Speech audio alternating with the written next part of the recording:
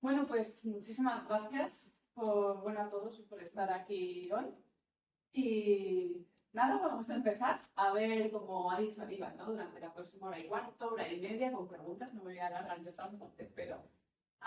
Pues hablar sobre diferentes rituales en los que se enfrentan las mujeres por diferentes motivos en diferentes culturas y enfocándonos en la estética ritual. Bueno, antes de nada, por si algunos no me conocéis, me llamo Lucía Madrid y me gustaría haceros un breve resumen de mi recorrido profesional para que entendáis un poco qué hago yo hoy aquí, ¿no? Hablando de todo esto.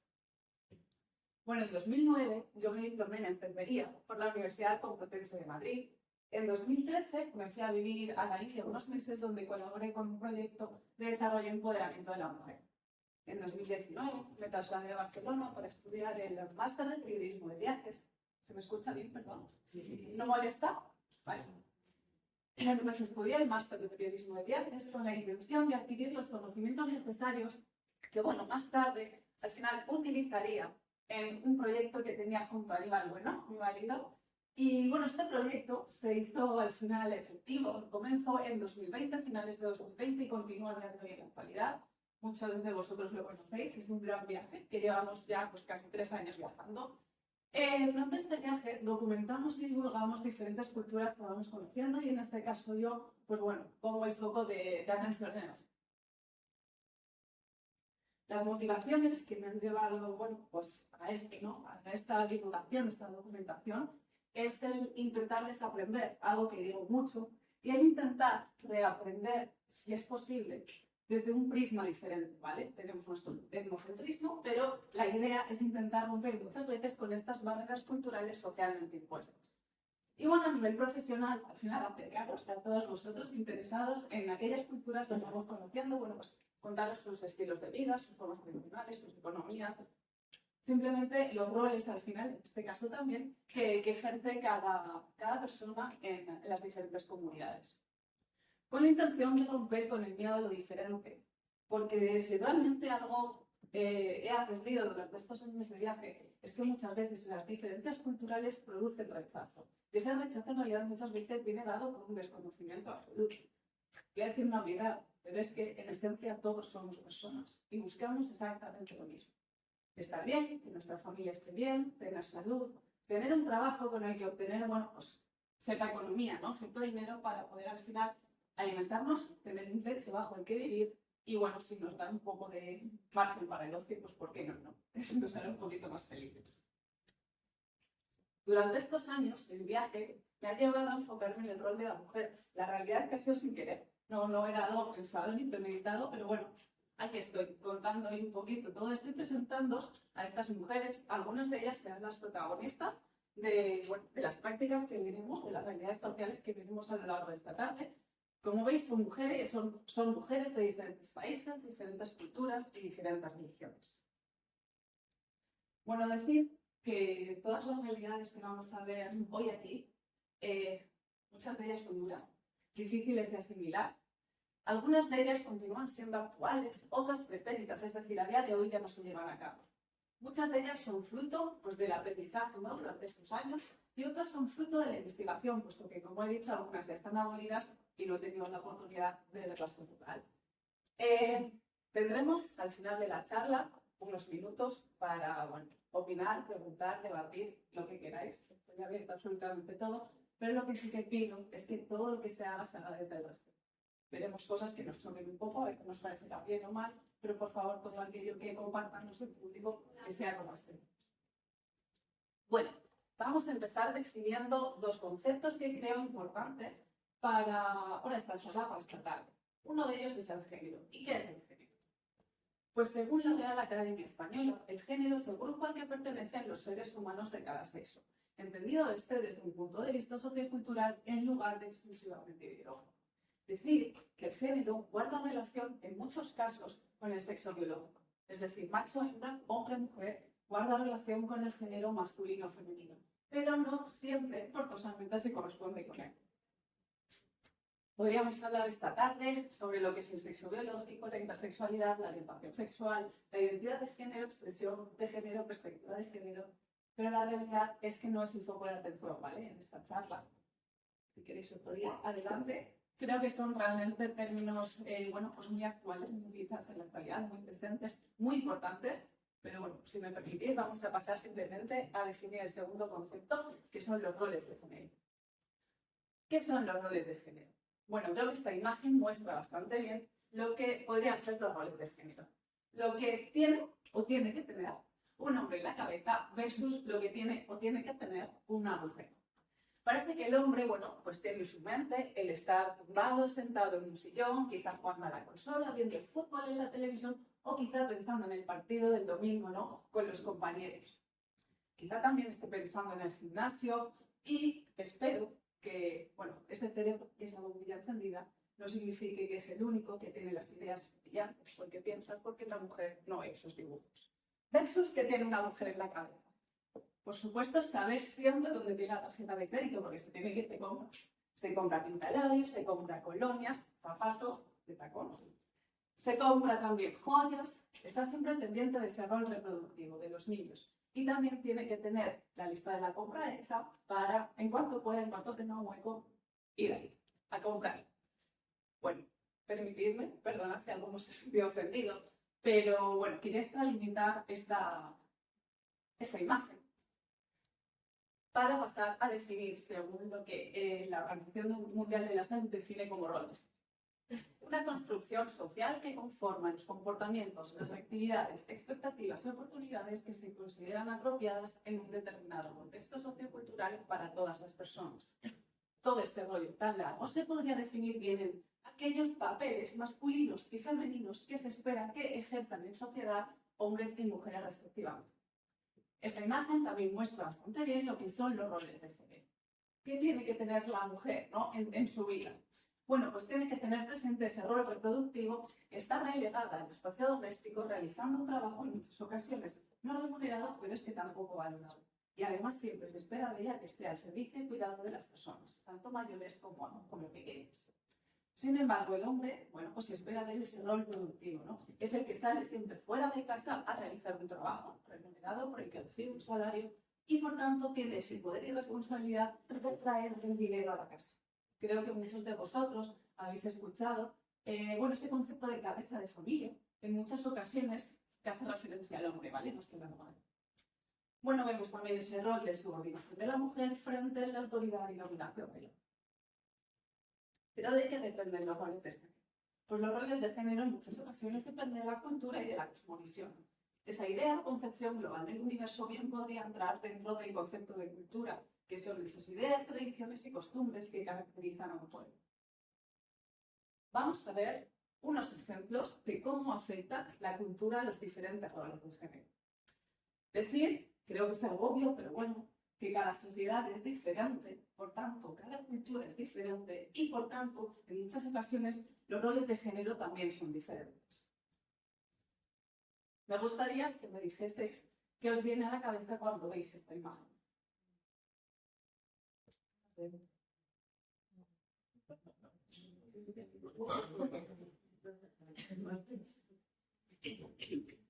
¿Quién es que representa esta imagen? No me dejéis vendida. El baño de chicas, ¿no? Vale, ¿por qué una mujer? ¿Por qué el baño de chicas? El rosa. Vale.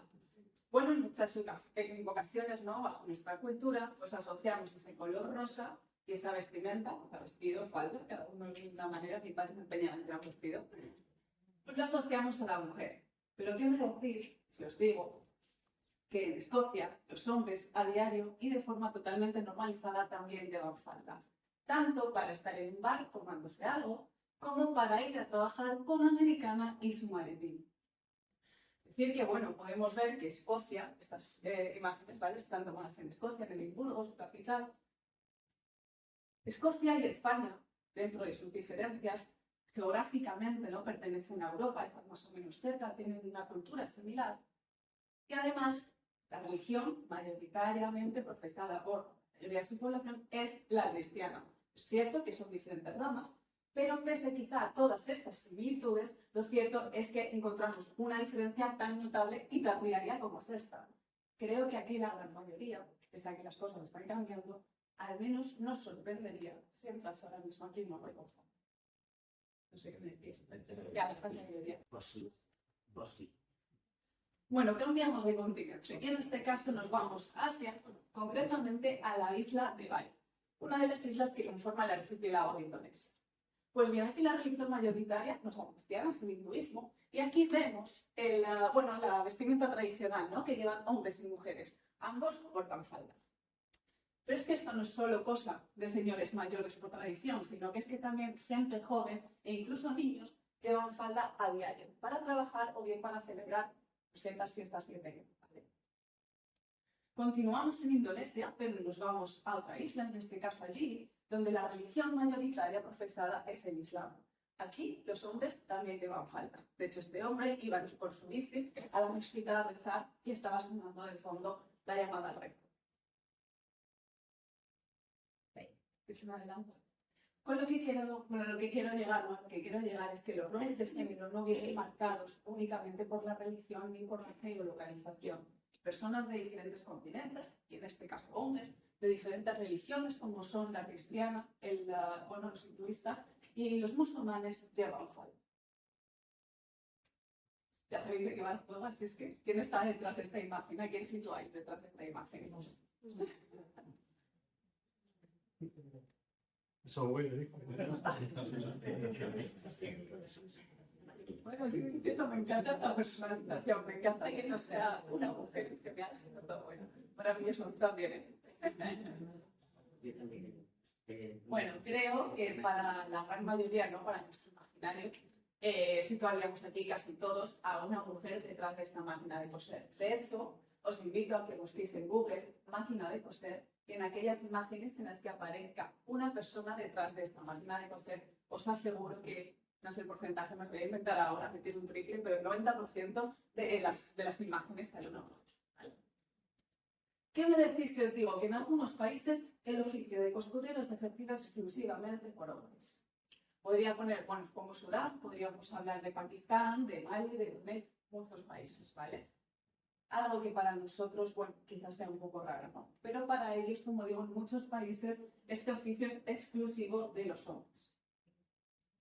La conclusión a la que quiero llegar con todo esto es que los roles de género son un constructo social que cambia según la cultura en la que nos encontremos. Lo que para nosotros puede ser algo súper normal, para otras culturas puede ser tremendamente raro. Bueno, nos centramos ya en la situación de la mujer en las diferentes culturas. Y vamos a ver a qué se expone la mujer por el hecho de ser mujer. Bueno, ¿qué condiciona la situación de la mujer? Encontramos condicionantes religiosos, ¿no? Esas creencias o dogmas, bueno, pues que según cuál se profese, afecta de una manera o de otra a la mujer. También el concepto de belleza. En algunas culturas la belleza se trata de ensalzar, mientras que en otras culturas la belleza se trata de encubrir. Además, los sistemas de control. Esta pertenencia a grupo o sumisión, en muchos casos, por una cultura patriarcal extendida por el territorio. Todos estos condicionantes y muchos más entrarían dentro del concepto de cultura. Vamos a hablar a lo largo de esta tarde de modificaciones corporales, pues en las que se enfrentan las mujeres, ¿no? Que se realizan las mujeres. Pero me gustaría también nombrar algunas situaciones que no son modificaciones corporales, pero que sin embargo las mujeres se enfrentan a diario en diferentes países, como puede ser la prueba del pañuelo, el infanticidio femenino, la situación de los transgéneros en las diversas culturas, países, la casa de la menstruación o el rapto de la novia. He metido aquí la mutilación genital femenina, que sí que es una modificación corporal. Creo que la gran mayoría aquí conocéis lo que es la mutilación genital femenina. En mayor o menor profundidad, pero creo que sabéis de lo que hablo. Tampoco es el foco de atención en esta charla, me llevaría mucha indignación y muchas horas explicar ahora de todo esto, pero sí que me gustaría al menos dedicarle una diapositiva por la importancia global y mundial que creo que tiene. La mutilación genital femenina es un ritual a través del cual se lesionan los órganos femeninos. Decir que a día de hoy, en este mundo, convivimos con alrededor de 200 millones de mujeres y niñas que han sido mutiladas. Pero es que cada año, alrededor de 3 millones de niñas también corren el riesgo de ser mutiladas. Todo esto supone muchísimos problemas psicológicos, además de los físicos, como pueden ser infecciones, sangrados e incluso muchas veces la muerte debido a estas infecciones y sangrado. Algo que nos resulta tan ajeno a nuestra cultura, que, bueno, vemos, no se practica aquí, eso es cosa de otros. Lo cierto es que no es así, a nosotros nos compete, porque es que en España alrededor de 18.400 niñas corren el riesgo de ser mutiladas. Ahora sí que sí. Vamos a hablar de las modificaciones corporales. Para ello vamos a definir primero qué son modificaciones corporales. La alteración permanente o parcial deliberada del cuerpo humano por motivos simbólicos, estéticos, religiosos o culturales. He querido definir la charla, la presentación en modificaciones corporales por belleza y por ritual.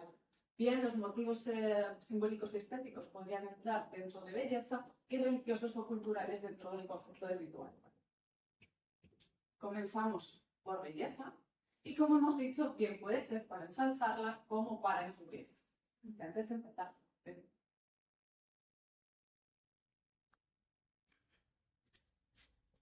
comenzamos en el continente africano, concretamente en la costa oeste, para ver el tatuaje de encías que llevan a cabo las mujeres en Senegal.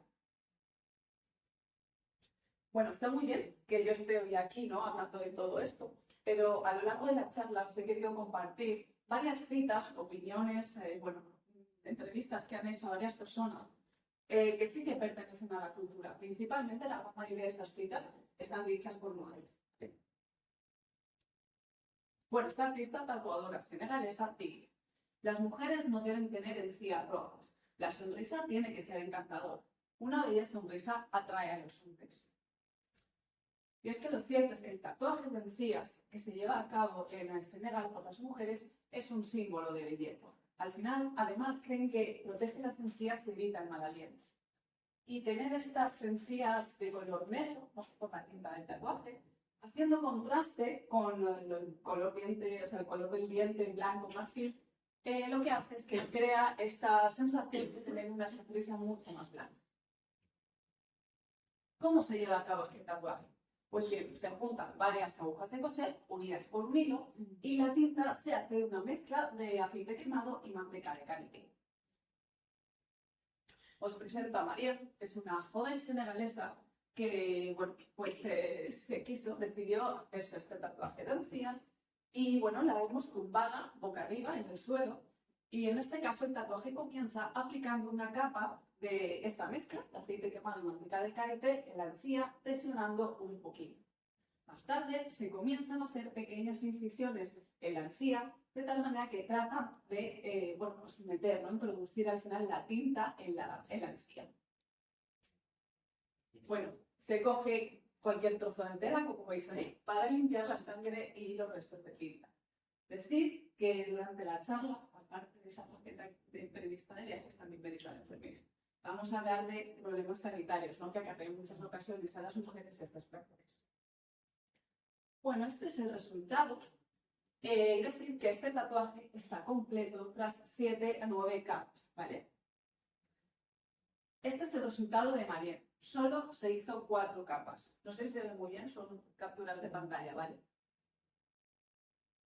Porque decía, aún todavía con la cara llena de tinta, que duele. Nunca recomendaría esta tortura a nadie. Pero, semanas después, cuando las heridas del tatuaje habían cicatrizado, ella misma, parece que no es la misma, pero es la misma, dice: es necesario para estar guapa y atractiva. Y es que en la cultura senegalesa se cree que las mujeres que portan este tatuaje de encías tienen mayor facilidad de encontrar marido antes. Bueno, cambiamos de continente, damos el salto y en este caso nos vamos a Asia para hablar de la práctica del chanfle, vendaje de pies o pies de loto, ¿vale? Llevado a cabo en China. Decir que esta práctica, creo que muchos de vosotros la podréis conocer, es algo bastante conocido. Lleva abolida ya unos años. Pero el origen de esta práctica comenzó en el siglo X, cuando el emperador Yu mandó construir una estatua de un loto dorado de alrededor de 2 metros de altura. A su vez también, pidió a una de sus concubinas vendarse el pie en forma de luna creciente con una tela de seda blanca. Y después de esto, tras el vendaje, le pidió que bailara sobre esta estatua del loto dorado. Tan enamorado quedó y tal fue el deleite del emperador que a raíz de ese día todas las concubinas de la corte comenzaron a vendarse a diario los pies. Poco a poco, con los años y con los siglos, esta práctica pues, se extendió entre las mujeres de clase alta, más tarde, siglo XVI-XVII, entre las clases más bajas, y decir que esta práctica ya está abolida. Comenzó su abolición en la segunda década del siglo XX, pero realmente no se hizo efectiva hasta 1940-1950, cuando a China llegó el comunismo de la mano de Mao Zedong. ¿Cómo se lleva a cabo este vendaje de pies? Pues bien, el objetivo es vendar los pies de una forma compresiva para cambiar la forma y el tamaño. La idea es deformar el arco plantar para reducir, digamos, la longitud y también, como veis, bueno, pues la forma, ¿vale? A las niñas se les comenzaba a vendar cuando tenían 4 o 5 años y normalmente en la estación de invierno. ¿Por qué en invierno? Porque los pies estaban más entumecidos, era más fácil llevar a cabo esta práctica y menos doloroso para las niñas. ¿Y por qué a esta edad y no después? Porque en esta edad los huesos de los pies, los huesos del cuerpo, todavía son más moldeables. Si se esperaban unos años resultaría más difícil porque tendrían los huesos más rígidos, ¿vale? Más conformados ya. Y bueno, como veis, esta práctica al final conllevaba la fractura de los 4 últimos dedos de los pies. Bueno, aquí veis otro ángulo diferente. Así se deformaba todo el arco plantar. Vemos cómo están, bueno, pues los deditos por debajo.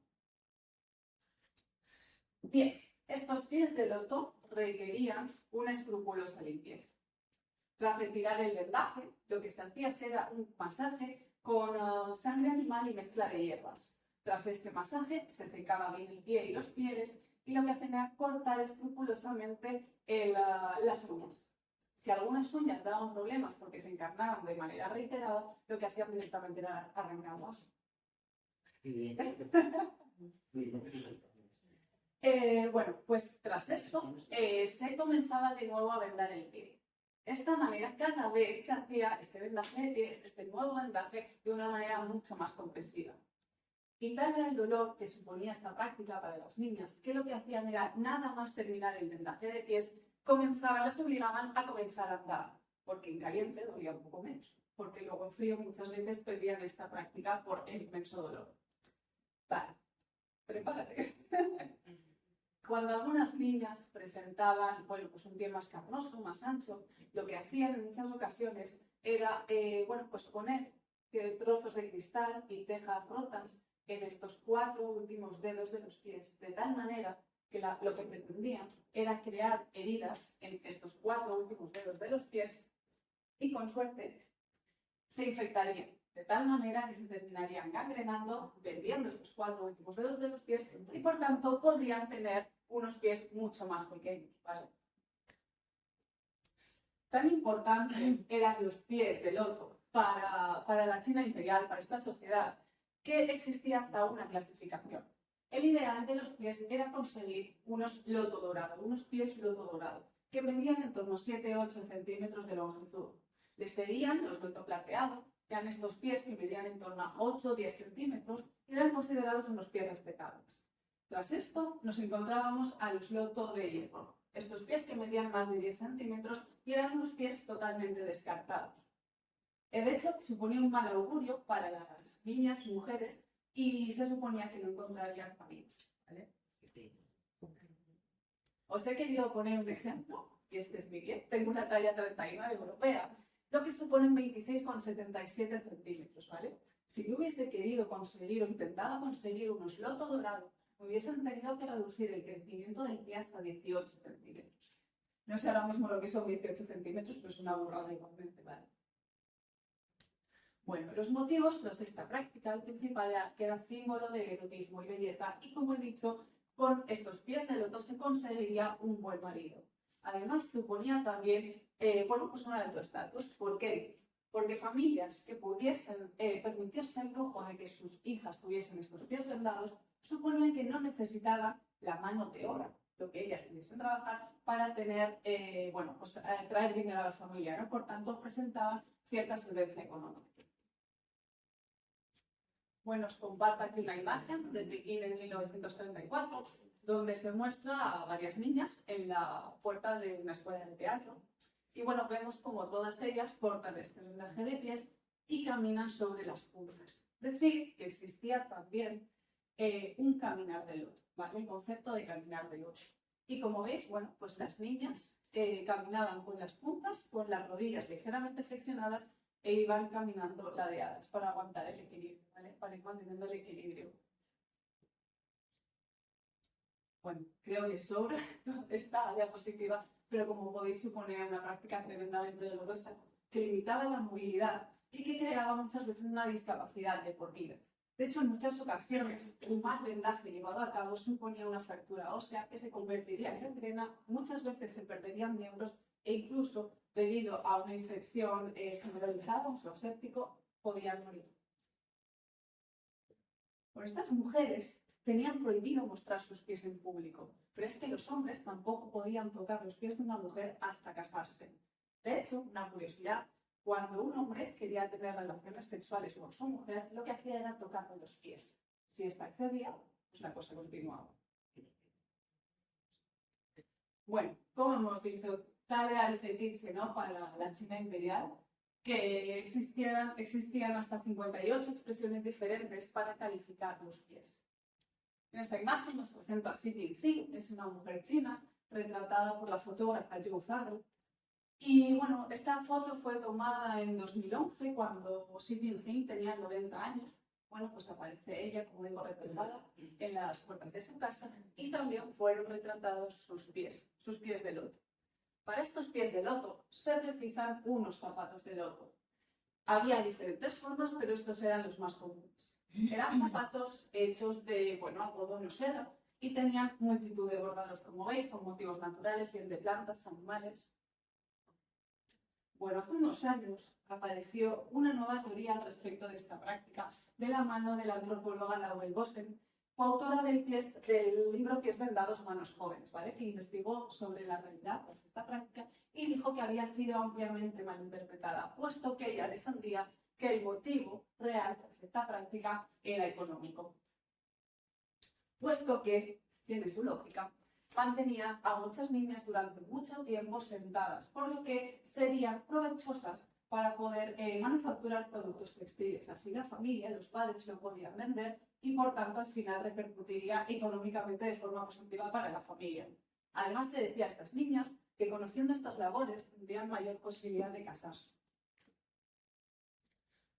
Otras teorías también defienden que esta práctica era un método de opresión y control, puesto que tener esta movilidad, ¿no?, tan limitada creaba mujeres sumisas y obedientes.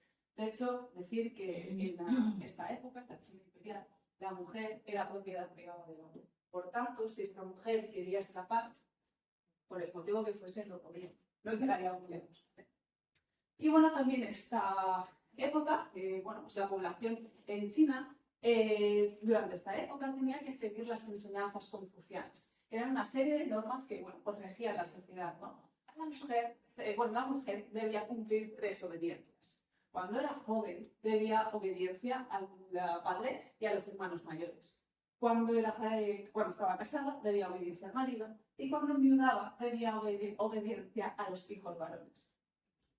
Es decir, que, bueno, esta práctica hemos visto, ¿no?, desde el siglo X hasta el siglo XX, más de 1000 años de práctica, y más de 1000 millones de mujeres fueron sometidas al triunfo. A principios del siglo XIX, casi el 100% de las mujeres de clase alta llevaban a cabo esta práctica, llevaban, bueno, estos pies de loto. Entre el 40 al 50% de las clases más bajas, de las mujeres de clases más bajas, también llevaban a cabo esta práctica. Y aquí, en estas familias de clases más bajas, existía una curiosidad. Y es que la primera hija estaba destinada a portar este vendaje de pies. ¿Por qué? Porque, como hemos visto, suponía pues un fetiche para los hombres, y un hombre se quería casar en esa época con una mujer que llevase los pies vendados.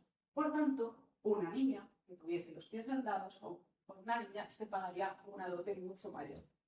¿Qué pasa? Que también estas familias necesitaban pues tener mano de obra para que siguiesen trabajando en el campo, entonces el resto de las hijas no llevaban a cabo esta práctica y sí que trabajaban en el campo. Es decir, que esta práctica no se llevó a cabo en todas las regiones de China y en algunas que se llevaba a cabo, lo que ocurría era que simplemente disminuían la anchura del pie, pero en ningún caso esta deformación del arco plantar. Bueno, como hemos visto, ¿no? Este símbolo de belleza se convirtió en un prerequisito para casarse y una oportunidad de casarse por dinero. De tal manera que así mejoraría la economía de la chica en este caso y de la familia, además del estatus.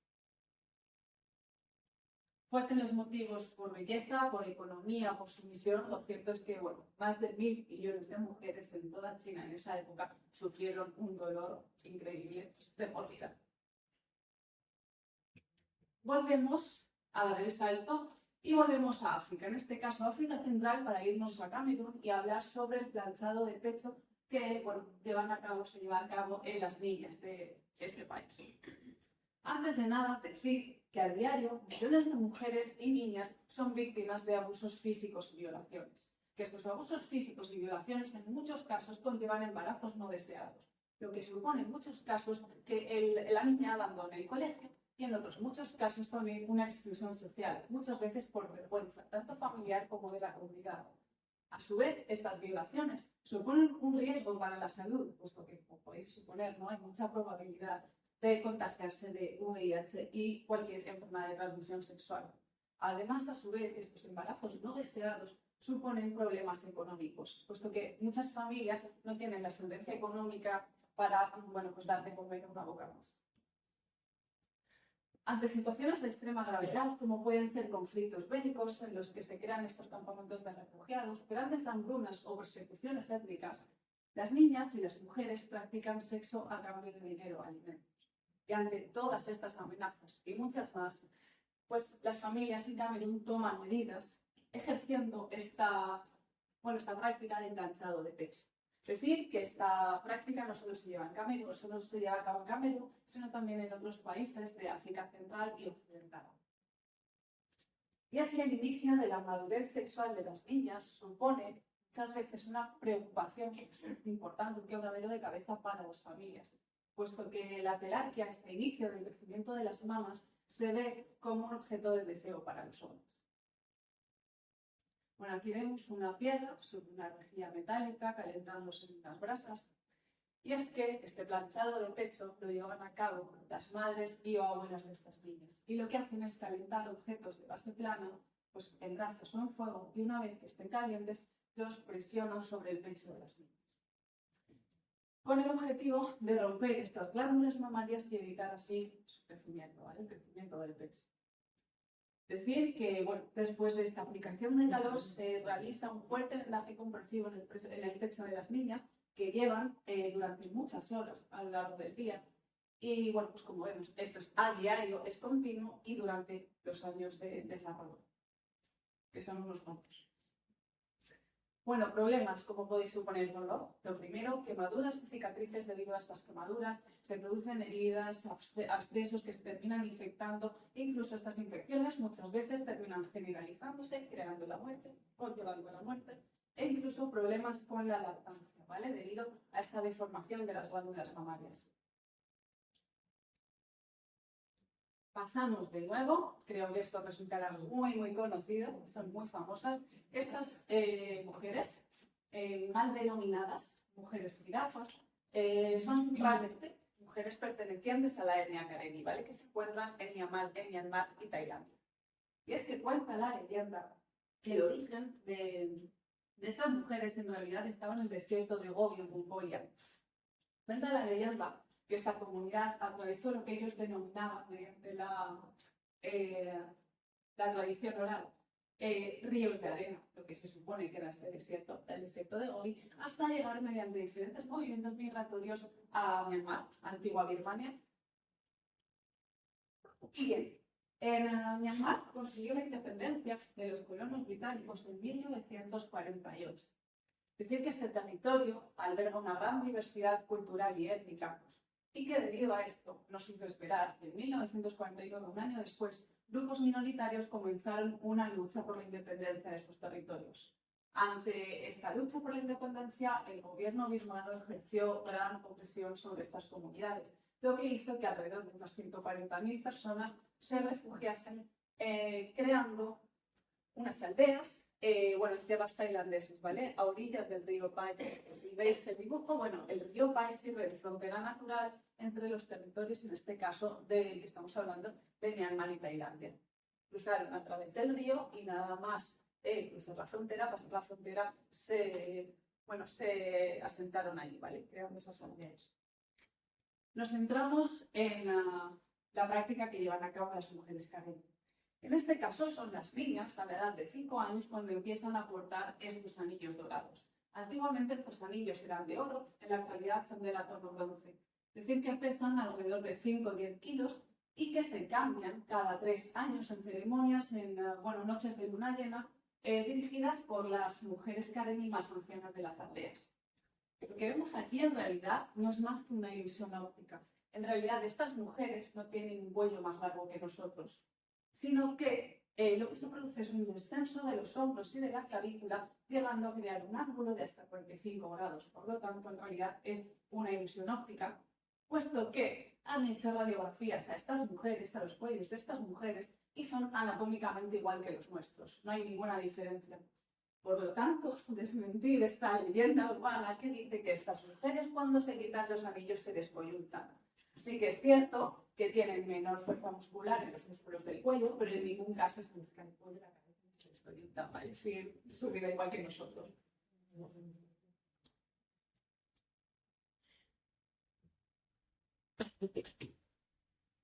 Los motivos tras esta práctica son inciertos y variados. Decían que servía para protegerse de los ataques de los tigres. También decían que portando este peso encima de los hombros, les supondría evitar ser esclavizadas porque no podrían ejercer un trabajo que requiriese gran esfuerzo debido a este peso. También dicen que uno de los motivos era,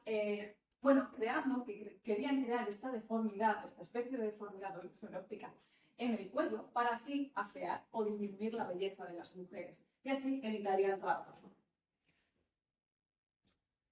El motivo más aplaudido en realidad es el de belleza, ¿vale? Ya desde el antiguo Egipto, el cuello largo era signo de distinción, belleza y riqueza. Es decir, que estas mujeres, además de portar estos anillos en el cuello, portan también estos anillos dorados en muñecas, en brazos y en piernas.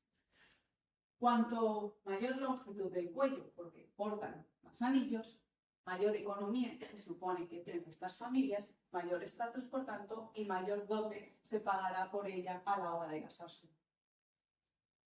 La realidad es que el gobierno birmano prohibió esta práctica hace años por considerarla salvaje, mientras que el gobierno de Tailandia lo que hizo es convertir estas aldeas de las comunidades Karenni en una atracción turística, lo que muchos denominan zoo humano.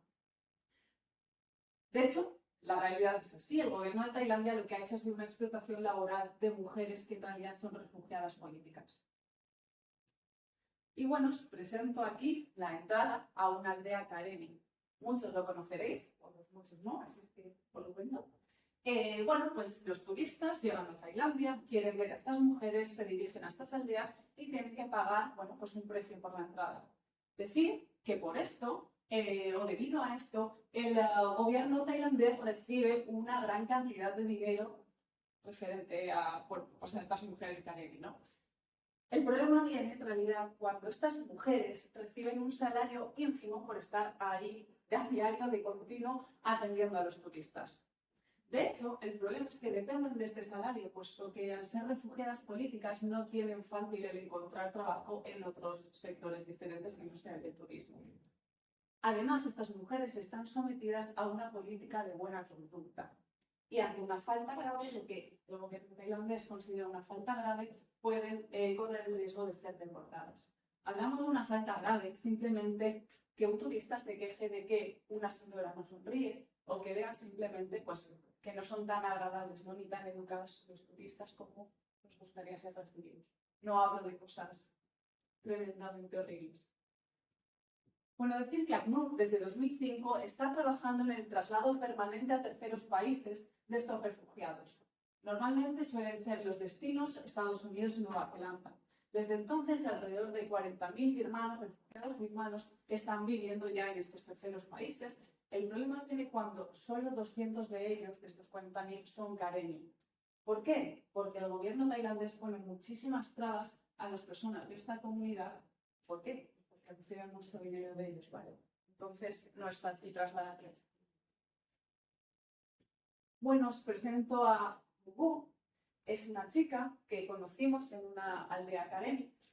Entramos con la intención, pues, de hablar con ellas, de hacerles una entrevista, intentar entender de viva voz, ¿no?, que nos contasen realmente en qué situación se encontraban allí. Bueno, Mutu tiene 31 años, lleva en Tailandia desde hace 20, tiene 3 hijos, pero solo el más pequeño vive con ella, y cada 2, 3, 4, 5 años, depende de cuándo consiga ahorrar el dinero suficiente, pues se va unos días a Myanmar bajo control con la familia. Tiene allí a su marido, al resto de sus hijos, sus padres y, bueno, todos. Bueno, la cosa con ella, la conversación fue muy fluida, la verdad es que iba muy bien cuando le pregunté, bueno, pues por ella, por su vida, por su familia, por sus recuerdos de Myanmar, pero la cosa se torció un poco. El silencio se hizo protagonista cuando empecé a preguntarle por las condiciones laborales y económicas de su estancia allí, de su día a día allí. De repente, pues bueno, como digo, ¿no?, se quedó callada, me decía que no entendía muy bien el inglés, y bueno, pues este silencio lo que me hizo suponer, primero, que le incomodaba, que podía buscar un problema y que obviamente están sometidas a unas condiciones laborales bastante malas y que encima no pueden hablar de ello. Bueno, tenemos a Kitty Mackenzie, es una trabajadora de ACNUR, que en una entrevista que le hicieron dijo: pedimos a los turistas que no visiten las aldeas, pues que pierdan su valor es el único modo de que les dejen irse. Tenemos a Manan, una joven Karenni, que dice: dispusieron para nosotros una aldea y dieron educación a los niños. Lo que no imaginamos es que las concesiones iban a ser a cambio de algo. El gobierno tailandés pensó en explotar nuestra imagen para beneficio del turismo. Yo no quiero llevar estos aros ni estas ropas. Quiero una vida normal como la de las chicas que vienen a vernos. ¿Parecen tan libres? Tenemos también el testimonio de una anciana Karenni que dice: las mujeres mayores estamos bien aquí. Echamos de menos nuestras casas, pero la guerra no nos permite volver. Pero para algunas jóvenes es como la cárcel. Ellas quieren quitarse el latón del cuello y marcharse. Bueno, vemos que al final las personas tienen diferentes opiniones ante una misma realidad. Nos quedamos muy cerquita y en este caso nos vamos al estado Chin, en Myanmar, para hablar del tatuaje facial que portan las mujeres en esta comunidad. Cuenta la leyenda que un rey birmano visitó la región Chin y quedó tan impresionado por la belleza de sus mujeres que secuestró a una para tomarla como esposa. Desde entonces, las familias comenzaron a tatuar el rostro de sus hijas para disminuir su belleza y evitar así nuevos raptos. Sea la leyenda cierta o no, lo que sí que es cierto es que las niñas adolescentes, cuando cumplen de 7 a 15 años, comienzan a tatuarse la cara. La elaboración de este tatuaje conlleva unos 3 días más o menos y, como podéis suponer, pues sienten un dolor y presentan una inflamación brutal en la cara, ¿vale? De hecho, muchas de ellas no pueden gesticular durante días. Varios motivos tras esta práctica. El de belleza siempre está ahí y el de símbolo identitario, puesto que existen 12 grupos Chin diferentes y cada uno de ellos porta un tatuaje diferente.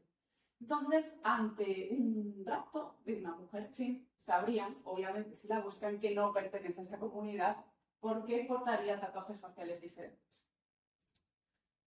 No sé si se ven bien las imágenes, ¿sí? Bueno, pues os quería poner simplemente unos ejemplos de los tatuajes faciales que portan estas mujeres. En este caso, las mujeres del grupo Mu presentan una especie de Y tridente en la frente, unas líneas longitudinales en los laterales de la cara, con unos semicírculos haciendo una especie de forma de D.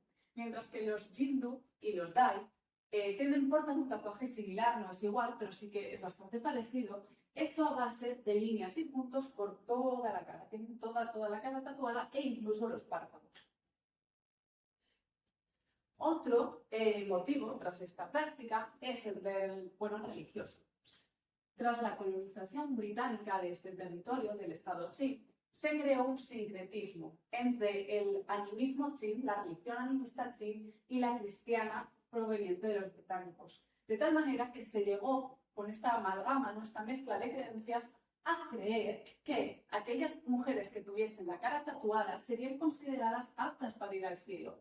Es decir, la cara tatuada, ¿no? Esta práctica que venía del animismo chin se mezcló para crear esta creencia con el concepto de cielo proveniente del cristianismo. También era motivo de madurez. ¿Por qué? Pues porque se pensaba que las mujeres o las adolescentes, cuando estaban tatuadas, cuando tenían la cara tatuada, estaban ya preparadas para ejercer ese rol de adulta. Por tanto, se podían casar, podían tener hijos y ejercer todas las tareas domésticas. En 1960, el gobierno birmano prohibió esta práctica, diciendo, o bajo la excusa de que quería deshacerse de lo viejo y modernizar así el país. A su vez, los misioneros cristianos que se asentaron en esta zona comenzaron a tachar esta práctica de bárbara y salvaje. Debido a esta presión por parte de los misioneros y a su vez también del gobierno, lo que supuso es que las jóvenes comenzasen a dejar de tatuarse, dejaran ya de tatuarse. Por lo que a día de hoy solo quedan unas pocas mujeres ancianas tatuadas. Y bueno, al final, cuando estas mujeres mueran, la historia, ¿no?, de esta parte de la historia de la cultura chin pues quedará relegada de los libros de texto, puesto que ya encontraremos a más mujeres con la cara tatuada. Tenemos a Daw Engai que, pues en una entrevista dijo: me tatué cuando tenía unos 12 años. Fue tan doloroso que me dolió la cara durante 5 días. No pensé en por qué lo hice. Es solo nuestra costumbre y lo que hacían todas las niñas de mi edad en ese momento. Mi hija no tiene tatuajes y creo que a los jóvenes no les parece hermoso como a nosotros. Pasamos de nuevo, volvemos a dar el salto y nos centramos en África Central para hablar de la práctica del deblo, u obesidad obligada o forzada que se lleva a cabo en Mauritania.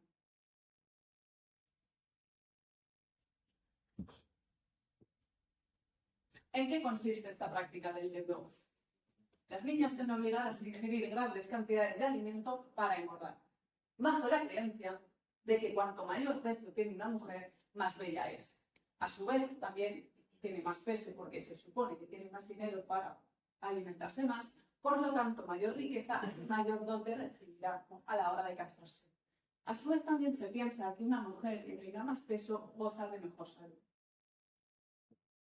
De hecho, las mujeres delgadas se consideran inferiores y una vergüenza para la familia y la comunidad. Decir que esta práctica y estas creencias se llevan a cabo mayoritariamente en zonas rurales, ¿vale? Ya no tanto en la ciudad.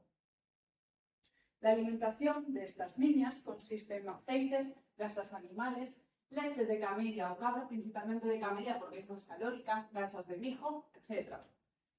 Ocurren a veces situaciones en las que, pues las familias o las comunidades se reúnen para celebrar algo, una comida, y tras la finalización de la comida, las niñas son obligadas a comerse los restos de los demás comensales.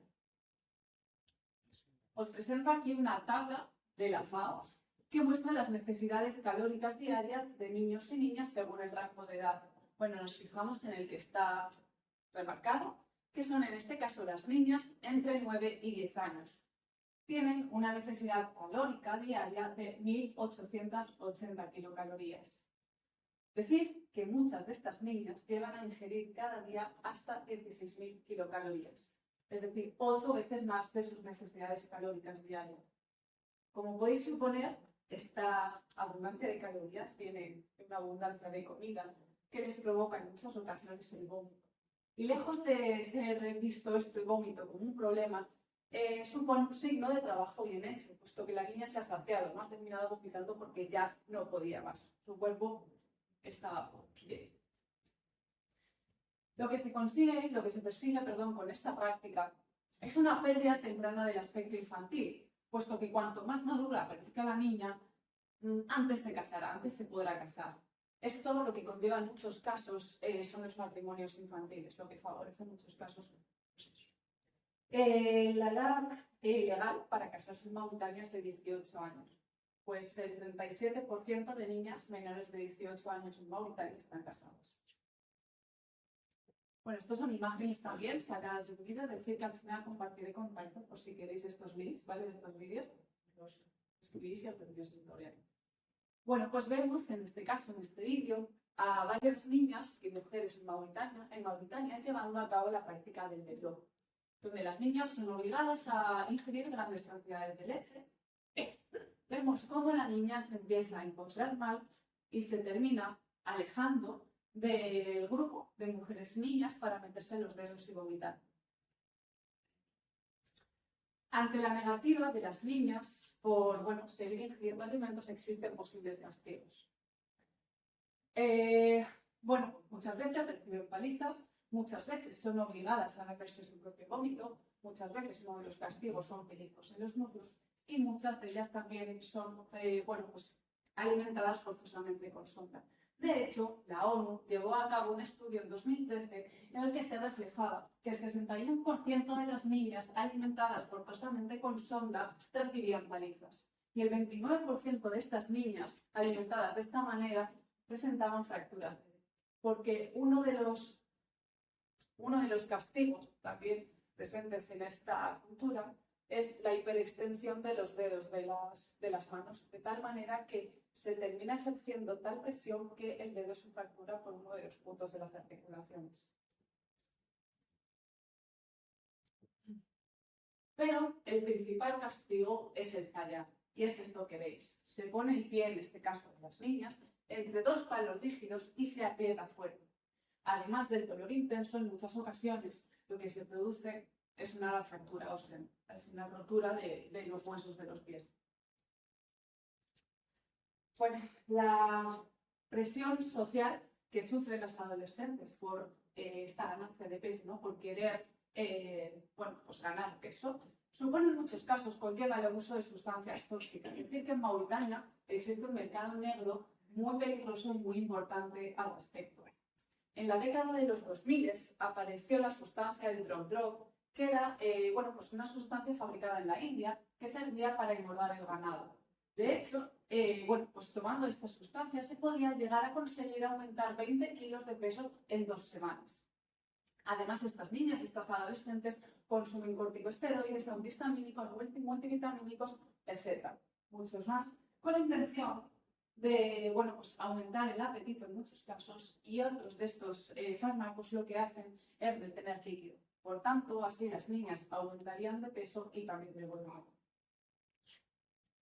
Muchas de ellas son obligadas a quedarse en casa y no caminar, por lo que muchas veces con 40 o 50 años presentan una pérdida de la movilidad importante. Bueno, peligros para la salud que conlleva esta práctica: maltrato físico y psicológico, por supuesto, es algo innegable. Además, pueden presentar enfermedades cardiovasculares, riesgo de infertilidad, diabetes, hipertensión, problemas articulares e incluso la muerte. La muerte bien por problemas derivados de estas enfermedades o bien, como hemos visto, por el consumo de sustancias tóxicas e ilegales. En 2007, la ONG, Asociación Solidaridad Social, se llama, es una ONG mauritana, llevó a cabo un estudio en el que se reflejaba que el 75% de las mujeres en áreas rurales llevaban a cabo la práctica del vedlo, frente al 7% de las mujeres en las ciudades.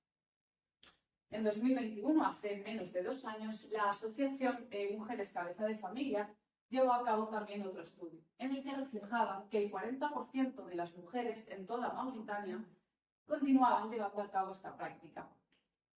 Bueno, en este caso no se hacía diferenciación entre áreas rurales y ciudades. Pero lo cierto es que, pese a que realmente el porcentaje de mujeres que llevan a cabo esta práctica ha disminuido un 40% en 2021, me parece bastante.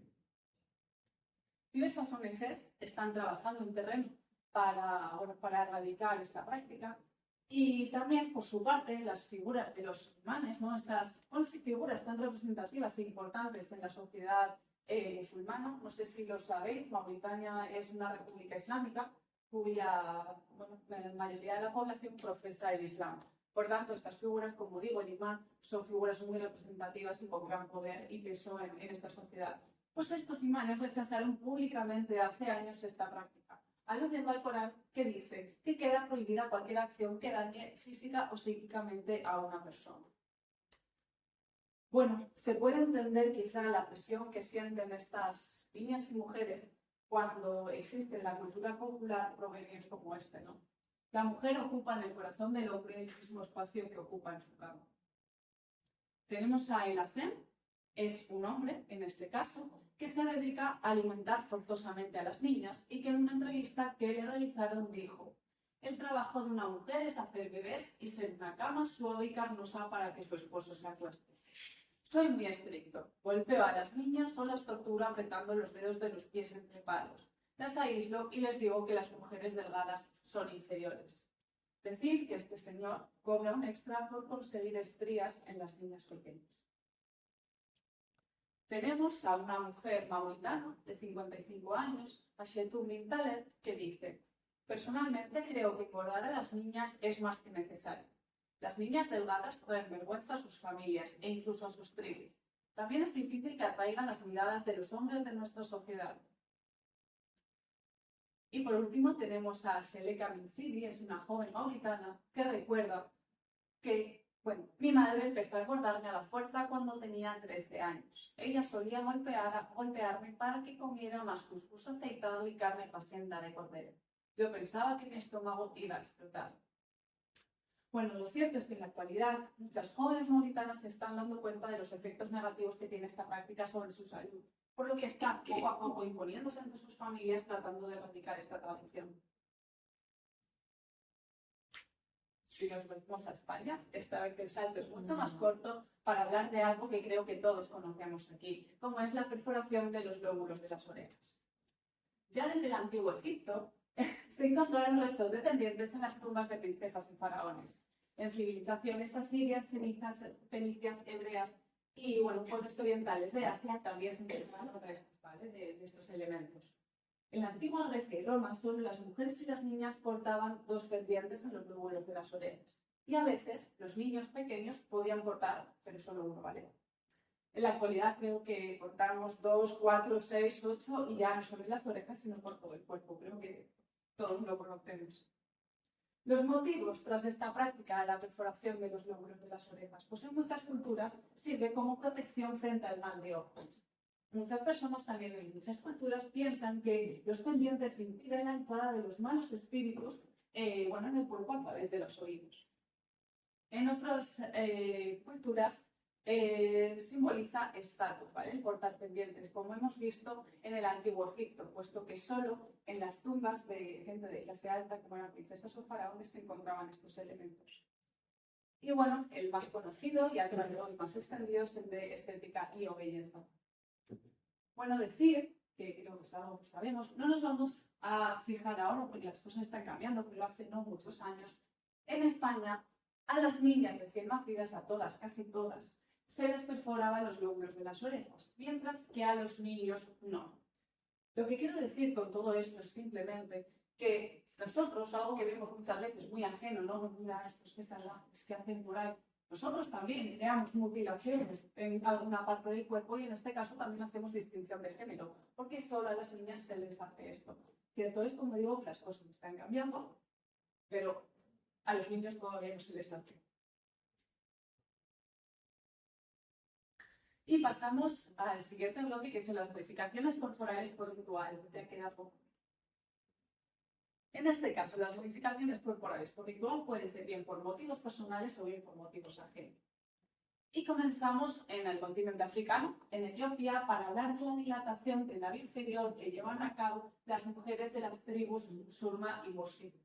Con 15 años, estas adolescentes comienzan a perforarse el labio inferior con un palito de madera. Poco a poco van cambiándose este palito por palos de mayor diámetro hasta que consiguen una dilatación suficiente para poder ponerse un plato de cerámica.